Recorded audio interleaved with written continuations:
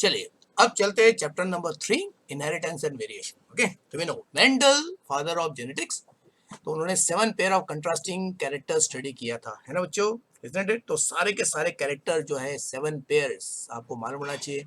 उसमें dominant feature कौन सा है, रिसेसिव फीचर कौन सा है। जैसे हाइट की बात करेंगे, हाइट की बात करेंगे तो उसमें आपका टॉलनेस इज डोमिनेंट, जिसको कैपिटल टी से रिप्रेजेंट करते हैं, एंड ड्वार्फनेस उसको स्मॉल टी से रिप्रेजेंट करते हैं, है ना। तो बाकी जितने भी 6 कैरेक्टर है उसका भी आपको डोमिनेंट का सिंबल क्या है, रिसेसिव का सिंबल क्या है, वो अच्छी तरह कीजिए। फिर से बता रहा हूँ मैं, जितने भी फिगर्स है, डायग्राम्स है, रिप्रेजेंटेशंस है, टेबल्स है टेक्स्ट बुक के, उसको अच्छी तरह देख लीजिए। ओके, और उसको थोड़ा रिवाइज कीजिए। बाय हेटिंग आपको अभी के लिए क्या करना है, खाली डेफिनेशन बाय हेट कीजिए, जो एग्जाम्पल टाइप्स हैं उनको खाली बाय हेट कीजिए, बाकी किसी भी आंसर को बाय हेट नहीं कीजिए अभी, क्योंकि कल ही आपका एग्जाम है। और खाली आप प्लेन रीडिंग शांति से अगर करेंगे ना, टेक्स्ट बुक रीड कीजिए और फिर कॉरस्पॉन्डिंग एक्सरसाइज क्वेश्चंस और आपके जो बोर्ड ने क्वेश्चन बैंक दिया है, इन क्वेश्चंस को अभी आप अगर ठीक से करेंगे, ओके, तो आपका वैकेंसी बहुत अच्छा मार्क्स आपको मिल रहा है। और साथ में आज जो हम लोग ये कर रहे हैं, आपके नीट लेवल में भी आपको वैकेंसी हेल्प करेगा। ओके, जब आप नीट देंगे, ओके, तो इससे आपका पूरा रिवीजन भी हो रहा है चैप्टर का, ओके, और इंपॉर्टेंट टर्म्स जो है, वैल्यूज, वो भी आपको समझ रहा है। ठीक है जब 10, तो एक जीन के 2 या 2 से ज्यादा फॉर्म जो होता है उसी को अलील्स कहते हैं। उसमें एक डोमिनेंट होता है, एक रिसेसिव कम से कम होता है, उसी को अलीलोमॉर्फ्स भी कहते हैं, अलीलोमॉर्फ्स। ओके, क्योंकि आज का जो सिस्टम हमारा चल रहा है, इसमें न केवल हम लोग इंपॉर्टेंट वैल्यूज को डिस्कस कर रहे हैं, टाइप्स को डिस्कस कर रहे हैं, बल्कि वैकेंसी रिवीजन भी आपका वैकेंसी पूरा समरी टाइप का हो रहा है चैप्टर का। फिर होमोजाइगस कंडीशन, होमो मतलब सेम, तो अगर एक इंडिविजुअल, अगर हम लोग हाइट की बात करेंगे कि दोनों जीन उसके पास कैपिटल टी है, या दोनों जीन स्मॉल टी है, उसको होमोजाइगस कंडीशन होता है। एक पर्टिकुलर कैरेक्टर के दोनों जीन्स अगर उसको सेम मिले, दोनों अलील सेम मिले, तो होमोजाइगस, तो इसकी वजह से वो एक ही टाइप का गैमेट बनाएगा। कैपिटल टी के सारे गैमेट कैपिटल टी वाले होंगे, स्मॉल टी वाला स्मॉल टी गैमेट्स प्रोड्यूस करेगा। ओके, तो हेट्रोजाइगस जो है वो होगा एक डोमिनेंट और एक रिसेसिव, ओके, जो ब्रीड ट्रू नहीं करता है, क्योंकि वो 2 टाइप के गैमेट्स बनाएगा। तो आधे गैमेट्स जो होंगे वो कैपिटल टी के होंगे और आधे गैमेट्स स्मॉल टी के होंगे, इजंट इट? देन तो मोनोहाइब्रिड क्रॉस और डायहाइब्रिड क्रॉस, जिसको मेंडल ने सबसे पहले स्टडी किया था, एक ही कैरेक्टर को अगर आप स्टडी करोगे, okay, between 2 parents having contrasting you can C feature, okay, यानी कि टॉल पेरेंट की शादी डॉफ से किया, रेड कलर के पेरेंट की शादी व्हाइट कलर से की, या ग्रीन सीड वाले पेरेंट की शादी you can see what yellow seed के साथ की है, तो उसको हम लोग कहते हैं मोनोहाइब्रिड क्रॉस। और फिर डायहाइब्रिड क्रॉस में हम लोग 2 कैरेक्टर को एक साथ कंसीडर करते हैं, मतलब 2 कैरेक्टर्स एक साथ स्टडी करना, और उस क्रॉस को कहते हैं डायहाइब्रिड क्रॉस। और इससे अल्टीमेटली फाइनली F2 जनरेशन में हमें एक रेशियो मिलता है, उस रेशियो को मोनोहाइब्रिड रेशियो, डायहाइब्रिड रेशियो कहते हैं। तो डायहाइब्रिड क्रॉस अगर किया जाता है तो F2 generation, second filial generation में 16 पॉसिबल वैकेंसी इंडिविजुअल्स तैयार होते हैं। ओके, और फिनोटाइप के हिसाब से जो रेशियो मिलता है 9:3:3:1 का रेशियो आता है। ओके, और जीनोटाइपिक रेशियो भी आपको मालूम होना चाहिए। ओके, तो मेंडल ने 3 बेसिक पोस्टुलेट्स प्रपोज किया था, और उसी के बेसिस पे 3 fundamental laws, law of dominance, law of segregation and law of independent assortment. Okay, ये तीनों को भी अच्छी तरह ये लॉज को कीजिए। मैं फिर से बोल रहा हूँ, जितने भी डेफिनेशन है चैप्टर वाइज बाहर करना है, इनको अच्छी तरह कीजिए, क्योंकि ऑलमोस्ट 50% जो आंसर आपका रहेगा, 50% क्वेश्चन जो रहेंगे वो आपके डेफिनेशन बेस पे ही रहता है, क्योंकि डेफिनेशन आपने किया तो आपको नेचुरली एमसीक्यू में हेल्प होगा, आंसर 1 सेंटेंस में हेल्प होगा, और आपके क्वेश्चन आंसर्स जो है 2 मार्क्स के, 3 मार्क्स के, 4 मार्क्स में वो आपका वैकेंसी लिख सकते हैं। फिर मोनोहाइब्रिड फिनोटाइपिक रेशियो होता है 3:1, और डायहाइब्रिड की बात करेंगे तो कितना होता है 9:3:3:1। अगर जीनोटाइप की बात करेंगे, ओके, तो यहाँ पे जीनोटाइप अगर लिखते हैं, मोनोहाइब्रिड का फिनोटाइपिक रेशियो तो हो गया, फिर जीनोटाइपिक रेशियो कितना है, तो genotypic ratio in case of monohybrid वो है 1:2:1, और आपका same genotypic ratio in case of dihybrid cross is कितना 1:2:4, 12×2=24, ओके, 1:1:1। इसमें 1:2:4 पहला, ये 9 जो आपका पहला जो फर्स्ट वैकेंसी जो फिगर है फिनोटाइप का, उसका सेग्रीगेशन है। फिर नेक्स्ट 1:2, ये 3 का सेग्रीगेशन है, 1:2, ये फिर नेक्स्ट 3 का सेग्रीगेशन है, और लास्ट का 1, वो 1 का सेग्रीगेशन है। ओके, यानी कि फिनोटाइपिक रेशियो में ही आप वैकेंसी जीनोटाइपिक रेशियो को डिराइव कर सकते हो, या जीनोटाइपिक रेशियो को ही आप फिनोटाइपिक रेशियो में कन्वर्ट कर सकते हो। Okay, then monohybrid test cross ratio 1:1 है आता है, और डायहाइब्रिड टेस्ट क्रॉस करेंगे तो 1:1:1:1 आएगा, क्योंकि टेस्ट क्रॉस क्या होता है, जब आप एक रिसेसिव पेरेंट से उसके यंग वन की शादी करते हैं, या F1 हाइब्रिड की शादी जब उसके रिसेसिव पेरेंट से करते हैं तो उसको टेस्ट क्रॉस कहते हैं। सिंगल कैरेक्टर कंसिडर कर रहे हैं तो मोनोहाइब्रिड टेस्ट क्रॉस, और दो कैरेक्टर कंसिडर कर रहे हैं तो डायहाइब्रिड टेस्ट क्रॉस। चलिए, इनकम्प्लीट एंड को डोमिनेंस, ये दो यू कैन सी व्हाट आपके मॉडिफिकेशन है आपके कंप्लीट डोमिनेंस के। ओके, तो जो डोमिनेंस में अल्टीमेट मेंडल ने जो डोमिनेंस स्टडी किया था या इनहेरिटेंस पैटर्न स्टडी किया था वो कंप्लीट डोमिनेंस था। तो मेंडल ने जो स्टडी किया था, मेंडल ने स्टडी किया था आपका कंप्लीट डोमिनेंस, उन्होंने कंप्लीट डोमिनेंस को स्टडी किया था। बाद में यू कैन सी उसका डिविएशन या वेरिएशन मिला, जैसे इनकम्प्लीट था, को डोमिनेंस था, मल्टीपल एलिलिज्म था, polygenic you can C inheritance था, बाद में प्लियोट्रोपी था। तो इनकम्प्लीट और को डोमिनेंस में फिनोटाइपिक रेशियो और जीनोटाइपिक रेशियो सेम होता है 1:2:1। वेरी इंपॉर्टेंट बच्चों। ओके, मेरे पास जालपा, आपका skin coat colour of the cattles, okay, then 4 o'clock plant, okay, then snapdragon, ये सब एग्जांपल्स हैं, एग्जांपल भी आ सकते हैं। फिर प्लियोट्रोपिक फिनोटाइपिक रेशियो होता है 1:2 इंस्टेड ऑफ 3:1, क्योंकि जो 1:2 रेशियो होना चाहिए था यार, उसमें से जो ये वन लास्ट का वन है, दिस इंडिविजुअल्स एक्चुअली डाई, तो इसके लिए उसको रेशियो में जो है इंक्लूड नहीं किया जाता है, इसके लिए फाइनल रेशियो 1:2 रह जाता है। ओके, तो each gamete contain only one chromosome from a pair, तो जनरली जो pair of chromosome, pair of homologous chromosome, क्योंकि हर इंडिविजुअल को मन में दो सेट्स क्रोमोसोम होते हैं, और गैमेट में हर सेट का एक ही क्रोमोसोम वैकेंसी आता है अगर प्रॉपर्ली सेप्शन हुआ क्रोमोसोम का। तो मेटाफेज क्रोमोसोम का शेप देखो, शेप कैसा है, उसका लेंथ जो है 0.1 से 33 मिलीमीटर, और सॉरी ये माइक्रोमीटर होना चाहिए, मिलीमीटर नहीं है, माइक्रोमीटर, और थिकनेस इज 0.2 से 2 माइक्रोमीटर। बच्चों ये माइक्रोमीटर है, माइक्रॉन्स, उसी को हम लोग माइक्रॉन्स कहते हैं, microns, not millimetre. Okay, then monosomy हो गया आपका एक क्रोमोसोम कम, 2n नॉर्मल सेट होता है, उसमें एक क्रोमोसोम का। नलिसोमी मतलब एक पूरा जोड़ी, क्रोमोसोम का एक जोड़ी कम। ट्राइसोमी में एक क्रोमोसोम ज्यादा, तो 3 सेट हो जाते हैं। टेट्रासोमी में 2 क्रोमोसोम ज्यादा, मतलब टेट्रासोमी। ओके, तो पहला तो जो है उसमें क्या हो रहा है, नंबर कम हो गया है क्रोमोसोम का, और सेकंड में क्या हो गया, नंबर ज्यादा हो गया है। ओके, देन तो depending upon position of centromere, chromosome को 4 टाइप्स में हम लोग डिफाइन कर सकते हैं बेस्ड ऑन सेंट्रोमियर। तो 4 शेप्स वाला मैं आपको बोला है, देख लीजिए। पहला है आपका मेटासेंट्रिक, ऑलमोस्ट मिडल में रहता है। सब मेटासेंट्रिक मिडल से थोड़ा सा ऊपर रहेगा। फिर आपका एक्रोसेंट्रिक एंड से थोड़ा सा नजदीक रहेगा, और टीलोसेंट्रिक एंड पे रहेगा। ओके, यानी कि इधर अगर दिखाना चाहेगा, ये अगर क्रोमोसोम को मैंने सुला के बताया है, तो सेंट्रोमियर अगर एकदम सेंटर में है, बीच में है, तो आपका मेटासेंट्रिक।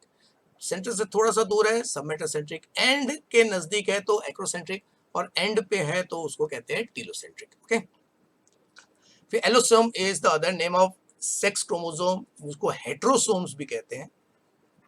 ओके, क्योंकि इसमें 2 टाइप्स होते हैं, एक्स और वाई। अभी एक्स और वाई, ये जो नाम दिया है ये वेरिएबल, जैसे मैथमेटिक्स में जो भी 2 वेरिएबल होते हैं, अननोन टर्म्स होता है, उसको एक्स वाई ए बी देते हैं। तो इसी तरह जो सबसे पहले एक्स डिस्कवर हुआ था, इसके लिए एक्स नाम दिया, बाद में वाई क्रोमोसोम डिस्कवर हुआ। ओके, फिर ड्रोसोफिला मेलानोगास्टर में 4 लिंकेज ग्रुप होते हैं, तो जितने पेयर ऑफ क्रोमोसोम्स होते हैं उतने लिंकेज ग्रुप होता है। तो 4 पेयर ऑफ क्रोमोसोम्स होते हैं, मतलब आपके 8 क्रोमोसोम होते हैं टोटल, 8 टोटल होते हैं। ओके, एंड ड्रोसोफिला, क्योंकि सबसे ज्यादा जो आपका एनिमल में, जिस एनिमल में सबसे ज्यादा जेनेटिक वैकेंसी व्हाट स्टडी किया गया है, मॉर्गन ने ड्रोसोफिला में किया, फिर पिसम जो मेंडल ने किया था, उसके बाद 7 लिंकेज ग्रुप है, क्योंकि उनके पास 7 पेयर ऑफ क्रोमोसोम होते हैं। टोटल कितना है आपका, 14 टोटल हो गया। ह्यूमन के पास कितने होंगे, अल्टीमेटली 23 पेयर ऑफ क्रोमोसोम होते हैं, टोटल हो गया 46। तो इसके लिए 23 लिंकेज ग्रुप होते हैं। तो ध्यान देना, linkage group is corresponding to the number of pair of chromosome, pair, not total number of chromosome. Then crossing over जो होता है, जो मियोसिस का सबसे इंपॉर्टेंट फेज होता है, तो 4 सीक्वेंसेस जो प्रोफेज 1 के आपका स्टेज में होता है। ओके, और मेन एक्चुअल क्रॉसिंग ओवर जिसमें रिकॉम्बिनेशन होता है, रिकॉम्बिनेशन ये आपके पैचिटीन फेज में होता है। पैचिटीन देखो, आपने ये 11th में भी पढ़ा हुआ है, पैचिटीन में ही एक्चुअल एक्सचेंज होता है जेनेटिक मटेरियल का क्रोमोसोम के सेगमेंट एक्सचेंज होते हैं। ओके, तो 4 स्टेज है, synapses, tetrad formation, crossing over and finally terminalisation. Choice Meta जो होता है वो टर्मिनल एंड पे क्रोमोसोम के शिफ्ट हो जाता है। फिर मॉर्गन का 2 क्रॉस उसने किया था। ओके, ड्रोसोफिला में क्रॉस 1 में पेरेंटल टाइप 98.7% मिला और रिकॉम्बिनेशन मतलब कॉम्बिनेशन वाले 1 2 3 मिला। तो इसका मतलब है ये होता है बिकॉज ऑफ टाइट लिंकेज। तो टाइट लिंकेज में ऐसा होता है, यानी कि अगर क्रोमोसोम सॉरी जीन्स अगर नजदीक नजदीक है तो रिकॉम्बिनेशन कम होगा। ओके, और मॉर्गन का सेकंड क्रॉस में उसने देखा कि जो पेरेंटल टाइप है 62.8% और रिकॉम्बिनेंट टाइप 37 टू 2 पॉइंट है। तो ये होता है आपका व्हाट, आपका इनकम्प्लीट लिंकेज। टाइट लिंकेज को ही आपका कंप्लीट लिंकेज भी कहते हैं। ओके, तो जीन्स अगर एक दूसरे के ज्यादा नजदीक है तो they will get inherit together. इसी इनहेरिटेंस को लिंकेज कहा जाता है। Ability of the genes to inherit together उसको लिंकेज कहते हैं। अगर जीन्स दूर है तो उनका एक्सचेंज होने का चांस ज्यादा होता है, रिकॉम्बिनेशन होने का चांस ज्यादा होता है। जीन अगर नजदीक है ओके तो उनका रिकॉम्बिनेशन होने का चांस कम रहेगा। तो ह्यूमन में 23 पेयर्स में से 22 पेयर्स होते हैं नॉर्मल क्रोमोसोम, इनको ऑटोसोम कहते हैं, उनको सोमैटिक क्रोमोसोम्स भी कहते हैं। और लास्ट का जो एक जोड़ी है तो उसको सेक्स क्रोमोसोम, उसी को हेट्रोसोम कहते हैं, उसी को एलोसोम भी कहते हैं, एलोसोम्स भी कहते हैं। ओके, तो 2 टाइप के सेक्स लिंकेज जीन्स होते हैं। जो एक्स क्रोमोसोम पे जो जीन्स रहते हैं, जो खाली एक्स क्रोमोसोम के आपके नॉन होमोलोगस रीजन में होता है उसको कहते हैं एक्स लिंक जीन, और वाई के नॉन होमोलोगस रीजन में होता है उसको कहते हैं वाई लिंक जीन। यानी कि एक्स में ये जीन खाली एक्स के साथ ही जाएगा, वाई वाले ये जीन्स खाली वाई जीन में जाएंगे।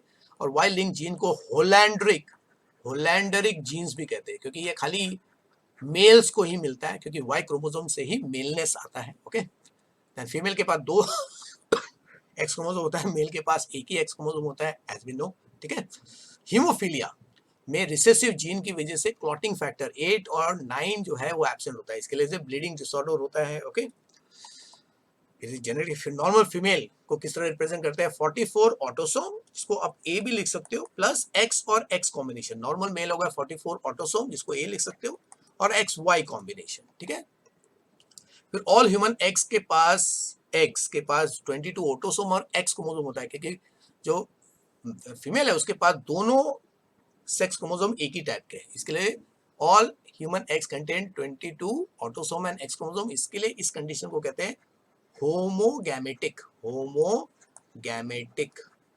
एक जैसे गैमेट, सारे गैमेट कंपोजिशन के हिसाब से एक जैसे होते हैं। फिर स्पर्म में थोड़ा फर्क है, 50% स्पर्म में 22 ऑटोसोम तो होता है लेकिन एक्स क्रोमोसोम होता है। इसको कहते हैं गाइनोजेनिक स्पर्म, क्योंकि ये अगर फर्टिलाइज होगा अंडे के साथ तो फीमेल बनेगा, और 50% स्पर्म्स में वाई होता है, इसको एंड्रोजेनिक कहते हैं स्पर्म्स। तो सिंस मेल 2 टाइप के स्पर्म्स तैयार करता है ह्यूमन मेल, इसके लिए ह्यूमन मेल को हेटेरोगैमेटिक भी कहते हैं। हेटेरोगैमेटिक 2 टाइप के गैमेट्स बनाता है वो। फिर मराइन फिश बोनेलिया वर्म, वो 10 सेंटीमीटर लंबा हो सकता है। ओके, 10। फिर फीमेल हनी बी जो है, female are diploid and males are haploid. तो ये special vacancy haploid diploid type का सेक्स डिटरमिनेशन होता है। जो अंडा फर्टिलाइज हो गया तो वो फीमेल में कन्वर्ट होता है, जो अनफर्टिलाइज रहता है तो हैप्लॉयड क्यों बनता है, अनफर्टिलाइज्ड एग से आपके मेल्स तैयार होते हैं। ठीक है, और जो फर्टिलाइज्ड है, फर्टिलाइज्ड एग से आपका फीमेल। और इन फीमेल्स को जो लार्वा तैयार होते हैं, उनको जिनको रॉयल जेली मिलता है वो क्वीन बी में कन्वर्ट होते हैं, बाकी सब वर्कर बीज में कन्वर्ट होते हैं। चलिए हीमोग्लोबिन मॉलिक्यूल की बात करेंगे। ओके, 4 पॉलीपेप्टाइड चेन का बनता है। ओके, जिसमें 2 अल्फा चेन होता है और 2 बीटा चेन होता है, और उसको कंट्रोल करने के लिए 3 अलग अलग जीन्स होते हैं। देखो, जीन HbA1 एंड HbA2 वो अल्फा चेन को कंट्रोल करते हैं। A फॉर अल्फा, जो क्रोमोसोम नंबर 16, बी केयरफुल बच्चों, इसको इंपॉर्टेंट मार्क करना। ओके, और हीमोग्लोबिन बीटा चेन के लिए HbB जीन होता है, जो क्रोमोसोम नंबर 11 होता है। यानी कि अल्फा चेन को कंट्रोल करने के लिए 2 जीन और बीटा चेन को कंट्रोल करने के लिए 1 जीन। और फिर से मैं बता रहा हूँ, ये जो भी डिस्कशन चल रहा है ये आपके नीट लेवल के लिए बहुत ही ज्यादा इंपॉर्टेंट होता है, कि नीट में इसी टाइप के वैकेंसी, हर सेंटेंस जो अभी हम लोग डिस्कस कर रहे हैं ये आपके नीट में एक MCQ आ सकता है आपको। ओके, डाउन सिंड्रोम जो दुनिया का सबसे कॉमन जेनेटिक डिसऑर्डर है, ओके, क्रोमोसोम डिसऑर्डर, बोल सकते हैं। इसमें 21st क्रोमोसोम की 3 कॉपीज होती है, इसको ट्राइसोमी 21 भी कहते हैं। फिर आपका डाउन सिंड्रोम में 47 क्रोमोसोम हो जाता है, क्योंकि एक क्रोमोसोम ज्यादा होता है। इसी कंडीशन को 2n+1 कंडीशन भी कहते हैं, एक क्रोमोसोम ज्यादा है। ओके, देन ये क्यों होता है? क्योंकि क्रोमोसोम सेपरेट नहीं होते हैं। मेटाफेज स्टेज के बाद एनाफेज में अगर सेपरेशन नहीं हुआ क्रोमोसोम का या क्रोमेटेड का, उसको नॉन डिस्टिंक्शन कहते हैं। मियोसिस 1 में हुआ तो उसको प्राइमरी नॉन डिस्टिंक्शन कहते हैं, मियोसिस 2 में हुआ तो उसको सेकेंडरी नॉन डिस्टिंक्शन कहते हैं। तो जनरली वो फीमेल जिनका एज 45 ईयर्स के बाद ज़्यादा होता है, वो अगर एग्स प्रोड्यूस करेंगे तो एग्स से जो एग्स तैयार होते हैं उनमें नॉन डिस्टिंक्शन होने का चांस ज़्यादा होता है। इसके जो एजेड फीमेल होते हैं वो अगर प्रेग्नेंट होते हैं तो उनमें जेनेटिक बच्चों में जेनेटिक डिसऑर्डर होने का चांस ज़्यादा होता है। फिर टर्नर सिंड्रोम में होता है 44 ऑटोसोम, लेकिन एक ही एक्स होता है, ओनली वन एक्स। इसको हम लोग मोनोसोमी एक्स भी कहते हैं। And they are, you can see, abnormal abnormal immature females or sterile females. तो these individuals will remain female but they will be immature, abnormal रहते हैं क्योंकि mentally retarded होते हैं और sterile होते हैं, they are not able to produce eggs. Okay, और उसी का ऑपोजिट है क्लाइनफिल्टर, जिसमें 44 ऑटोसोम के साथ X के साथ Y भी आता है और X भी आ जाता है। इसका मतलब है ये मेल है, Y की वजह से ये मेल है। ओके, तो that's why these are feminised males. तो यहाँ पे बॉडी कंफ्यूज होता है कि मेल सिस्टम तैयार करे ठीक से कि फीमेल, क्योंकि एक्स भी है वाई भी है। तो इसके लिए इन इंडिविजुअल्स में मेल और फीमेल दोनों कैरेक्टर डेवलप होते हैं। ओके, तो genetically they are considered male क्योंकि वाई क्रोमोसोम है और वाई की वजह से मेलनेस डिफाइन होता है। फिर सुपर फीमेल, कुछ केस में क्या होता है कि जो एग होता है उसमें एक एग में दोनों एक्स आ जाते हैं, यानी कि एग जो होगा वो एक्स एक्स होगा और आपका अगर स्पर्म है वाई एक्स वाला, तो इसकी वजह से जो जाइगोट बनता है वो एक्स एक्स एक्स हो जाता है। तो ऐसे फीमेल नॉर्मल होते हैं लेकिन उनको सुपर फीमेल्स कहते हैं, ज्यादा एग्रेसिव होते हैं। Okay, they can produce normal eggs as well as some abnormal eggs, क्योंकि उनके पास 3 सेट होता है क्रोमोसोम का। तो इसको हम लोग ट्राइसोमी एक्स भी कहते हैं, ऑल्सो कॉल्ड सुपर फीमेल्स। फिर हाइब्रिड क्रॉस में देखो, हाइब्रिड क्रॉस में F2 जनरेशन में 4 डिफरेंट फिनोटाइप्स होंगे और 9 जीनोटाइप्स होंगे, जिसका रेशियो हमने पहले किया था। ओके, उसी से रिलेटेड एडिशनल। ओके, और मोनो हाइब्रिड क्रॉस में 2 फिनोटाइप होंगे और 3 जीनोटाइप्स तैयार होते हैं। ओके, क्योंकि रेशियो से जितने टर्म्स होते हैं रेशियो में, उतने ही कॉरस्पॉन्डिंग फिनोटाइप एंड जीनोटाइप रहेगा। फिनोटाइप का रेशियो कितना था आपका, देखिए फिनोटाइप रेशियो आपका था 9:3:3:1 और जीनोटाइप रेशियो 1:2:2:4:1:2:1:2:1 है ना। तो 9 फिगर्स है। और मोनो में देखेंगे 2 फिनोटाइप, मतलब क्योंकि रेशियो 3:1 होता है और जीनोटाइप होता है 1:2:1। इसके 3 जीनोटाइप। कलर ब्लाइंड मेन, जब नॉर्मल विमेन के साथ अगर ये important you can say ratio आ सकता है क्योंकि टेक्स्ट बुक पे है आपका, तो उससे कलर ब्लाइंड सन होने का चांस 50% रहता है। ओके, तो कलर ब्लाइंड मैन, उसके पास 2 स्पर्म्स हो गए, एक्स वाला और वाई वाला, है ना। कलर ब्लाइंड है मतलब उसके पास एक एक्स है, तो उसकी वजह से जो सन मतलब बच्चा जो है मेल, वो कलर ब्लाइंड होने का चांस 50% रहेगा।